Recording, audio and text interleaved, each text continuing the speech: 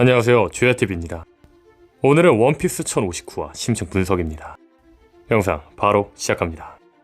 1059화의 첫 번째 주요 포인트는 티치는 왜 행콕의 열매를 노렸을까입니다. 모로건즈는 레벨리에서 어떤 사건들이 일어난 후 레벨리에서 일어난 일로 세 가지 주제의 타이틀로 신문을 발행했고, 티치는 이 신문을 보고 출항했습니다. 당시 모로건즈가 발행한 세 가지 주제는 칠무의 폐지, 살인 미수, 사상자였습니다. 저는 2021년 1월에 이 세 가지 주제를 보고 티치가 노리는 건 행콕이라고 주장했습니다. 그 이유는 티치의 뉘앙스였습니다. 티치는 출항을 하며 말합니다. 해군에 뺏길 바엔 내가 갖겠어. 이 뉘앙스는 내가 진짜 갖고 싶은 건 아니지만 남이 가질 바엔 내가 갖겠어 라는 의미입니다. 약간 계력 같은 의미나 다름없죠. 그래서 저는 사왕이 된 후 티치의 옆에는 항상 여자가 있었던 점, 본인에게 여자가 되라고 했다는 점으로 보아 가장 해적다운 설정으로 만들어진 티치가 여자를 밝힌다 생각했고, 티치에게 세계 제일의 절세미녀 행콕은 해군과 싸워서 티치가 갖고 싶은 건 아니지만 해군에게 뺏길 바엔 해군하고 싸워서라도 갖겠다라는 의미라 생각했습니다.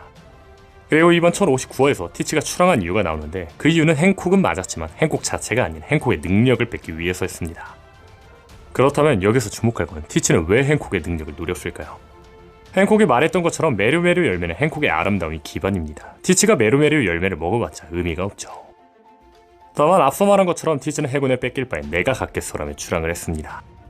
그렇죠, 이 대사의 의미는 행콕의 메루메루 열매를 빼앗길 바엔 자신이 갖겠다라는 의미인 겁니다. 즉, 이 의미는 자신이 이 능력을 갖고 싶다보다 단지 해군에 뺏기지 않을 거라는 의미라는 거죠. 생각해보면 메루메루 열매의 힘은 사기입니다. 실예로 바스코시아과 카타리나 데본, 그리고 행콕을 잡으러 온 중장 모두 행콕에 의해 돌로 변해버렸습니다. 혹자들은 바스코시아과 데본이나 중장이 행콕에 비해 약한 거 아니냐 생각할지 모르지만, 정상결전에서 검은색 해적단과 붉은머리 해적단의 각각의 상대가 클로즈업 된 걸로 보아 카타리나 데본의 매치업 상대는 몽크펀치였으며, 심지어 바스코시아의 매치업 상대는 럭키로였죠. 그렇죠, 럭키는 붉은머리 해적단의 최고 간부 세 번째로 추정되는 자입니다. 사원 간부 중 같은 급을 보자면 잭, 크래커, 징베 정도의 인물입니다. 즉, 행콕의 능력은 잭, 크래커, 징베를 돌로 만들었을 정도의 능력이라는 거죠. 다시 말해서 티치는 이 능력이 사기인 걸 알았고, 자신의 적인 해군이 이 능력을 가진다면 자신이 피곤할 걸 알았기 때문에 해군에 뺏길 바엔 자신이 갖겠다라며 출항을 한 게 아니냐는 거죠. 다음 주요 포인트는 샤키의 정체입니다. 이번 1059화의 소름 포인트 중 하나인데 드디어 샤키의 정체가 밝혀졌습니다. 샤키는 2세대 전 아마존의 황제이자 구자해적단의 전 선장이었습니다. 샤키가 구사해적단의 전 선장이라고 밝혀지면 저는 주목한 게 있습니다. 그건 바로 샤키 미호크 레일리와의 관계입니다. 아시는 분은 아시겠지만 저는 미호크가 레일리와 샤키의 아이라고 주장하고 있습니다. 다만 샤키와 레일리의 아들이 아닌 샤키의 아들이라고 주장하고 있었죠. 제가 미호크가 샤키의 아들이라고 주장하는 첫 번째 이유는 샤키와 미호크의 생김새입니다. 샤키와 미호크는 삐쭉 꺾어진 구렛나루, 그리고 턱 모양, 머리 색깔까지 비슷합니다. 두 번째 이유는 꽃떡밥입니다.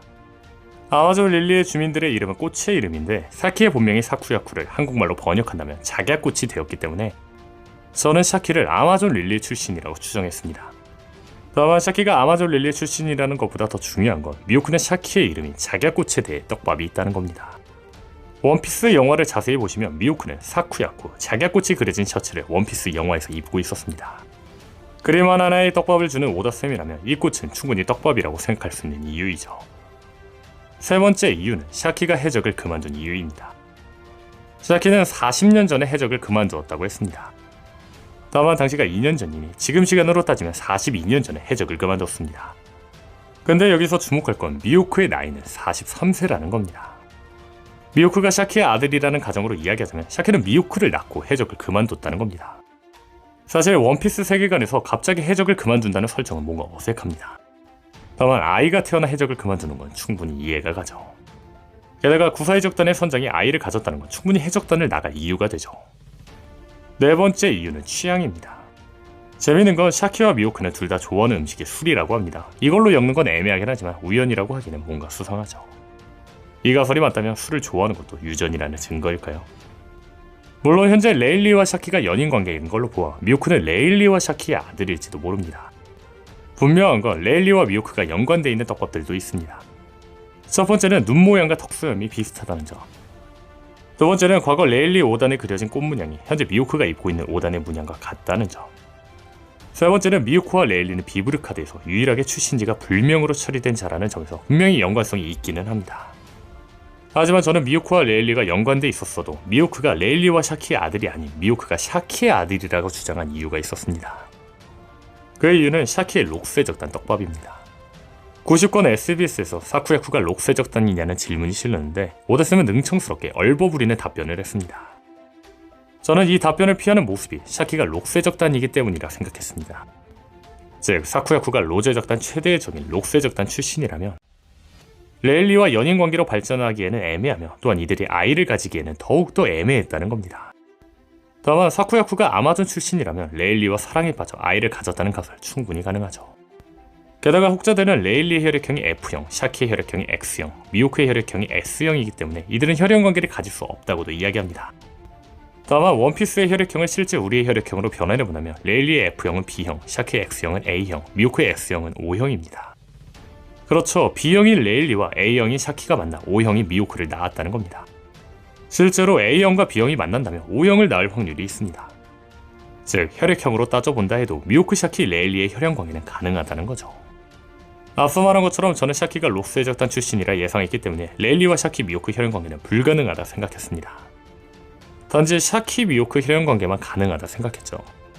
하지만 이번 1059화에서 샤키가 아마존 릴리 출신이라고 밝혀진 만큼 레일리, 샤키의 아들 미호크 혈연관계도 가능성이 있지 않나 싶네요.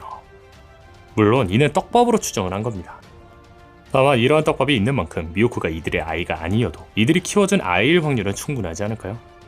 분명한 건 세계 제일의 거무인 미호크를 레일리가 키워줬다. 충분히 개연성 있는 이야기가 되죠.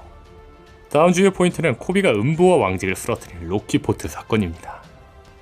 코비가 드레스로자 왕국을 호위하며 레벨리로 향했고 코비는 호위 중 해적에게 납치당한 루루시아의 코만의 왕녀를 구해내는데 키로스는 코만의 왕녀를 구한 코비에게 로키포트 사건에서 시민을 지킨 영웅이라고 말했습니다. 근데 재미있는 건 로는 로키포트 사건의 주모자라는 설명이 있었다는 겁니다. 그렇다면 여기서 주목할 건 칠무의 소개를 할 당시 칠무이들의 소개글은 이들이 칠무에일 수 있는 이유라는 겁니다. 그렇습니다. 로는 로키포트 사건의 주모자이기 때문에 칠무에가 될 수 있던 겁니다. 근데 여기서 주목할 건 로우가 칠무에가 된 이유에 대해서는 정확히 공개되었다는 겁니다. 과거 펑크하자드 편에서 로우가 해군 앞에 등장했을 때 해군들은 로우를 보며 말합니다. 이 녀석은 칠무에가 되기 위해 해적 심장 100개를 본부로 보낸 광기의 인물이야. 그렇습니다. 로키포트 사건이란 로우가 해적 심장 100개를 본부로 보낸 사건이라는 이야기겠죠. 즉 이로써 알 수 있는 건 로키포트 사건에서 로우는 해적의 심장 100개를 보냈고 이곳에서 코미는 시민들을 지켰다는 겁니다. 근데 티치는 로키포트 사건이 코비가 음부와 왕직을 물리친 일이라고 말했습니다. 게다가 센코쿠에 의해 밝혀진 바로는 음부와 왕직은 록세적단이라는 겁니다. 그리고 또 하나 주목할 건 음부와 왕직은 스릴러바크에서 좀비로 나온 걸로 추정되고 있다는 겁니다. 스릴러바크에는 록세적단 출신인 캡틴 존이 좀비로 있었습니다. 근데 그 옆에 은색 도끼를 든 자와 관우처럼 긴 수염을 가진 자가 있는데 음부의 뜻이 은색 도끼라는 점, 왕직이 옛 명날의 악명 높은 해적이었다는 점으로 보아 이들이 음부와 왕직으로 추정되고 있었다는 거죠. 다만 이는 추측일 뿐 확실하게 이들이 음부와 왕직이라는 건 아니었습니다. 즉 앞선 좀비들은 음부와 왕직은 아니면 실제 음부와 왕직은 살아있었고 코비가 이들을 물리친 걸지도 모른다는 거죠. 근데 여기서 주목할 건 100명의 심장을 보낸 로우가 칠무에가 되었다면 그 100명은 어중이 떠중이 해적이 아닐 거라는 겁니다. 즉 이들은 루피가 해방시킨 임펠다운 레벨 5의 죄수들일 확률이 높다는 겁니다. 아마 로우가 이들의 심장을 해군 본부에 바쳐 칠무에가 된 게 분명하죠. 개인적으로 이 해적들 중에는 음부와 왕직이 있다고 봅니다. 즉 음부와 왕직을 쓰러뜨린 건 로우라는 거죠. 그렇다면 코비는 이곳에서 무엇을 한 걸까요? 사실 개인적인 예상으로는 스모커였을 확률이 높습니다. 과거 알라바스타에서 루피는 알라바스타를 지배하려던 크로코다일을 물리치며 알라바스타 왕국을 지켰습니다. 다만 세계 정부는 본인들의 무능함이 드러날 것을 두려워하여 알라바스타 사태의 진실을 비밀로 붙일 겸 스모커와 타시기를 크로코다일의 음모를 막은 영웅으로 포장했죠. 즉, 이 역시 임펠다운 레벨 5에서 탈출한 음부 왕직을 포함한 죄수들을 로우가 모두 물리치며 심장 100개를 해군 본부에 보낸 게 아닐까요? 뒤늦게 출동한 코비는 그곳에 있는 시민을 구하는 게 전부였고요. 다만 로키포트 사건을 들은 해군 본부는 자신들의 무능함이 드러날 것을 두려워하며 로키포트 사건에서 주역을 코비로 포장했던 거죠. 1059화는 떡밥이 많은 관계로 2부로 나눠서 영상을 만들었습니다. 2부는 이틀 내로 공개될 예정이니 2부도 많은 시청 부탁드립니다. 오늘 영상은 여기까지입니다. 시청해주셔서 감사합니다.